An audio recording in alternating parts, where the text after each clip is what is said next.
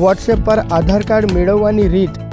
ભારત સરકારની my government help desk સેવા દ્વારા તમે હવે તમારા મોબાઈલમાં વોટ્સએપનો ઉપયોગ કરીને જ આધાર કાર્ડ અને પાન કાર્ડ જેવા મહત્ત્વના ડોક્યુમેન્ટ ગમે ત્યારે ડાઉનલોડ કરી શકો છો।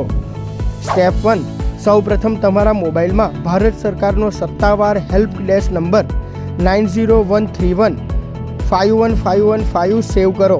સ્ટેપ 2, વોટ્સઅપ ઓપન કરો અને આ સેવ કરેલા નંબર પર હાઈ અથવા ડિજીલોકર લખીને મેસેજ મોકલો। સ્ટેપ 3, સામેથી તમને મેનુ મળશે જેમાં તમારે ડિજીલોકર સર્વિસ પર ક્લિક કરવાનું રહેશે। સ્ટેપ 4, તમારી પાસે પૂછવામાં આવશે કે શું તમારી પાસે ડિજીલોકર એકાઉન્ટ છે?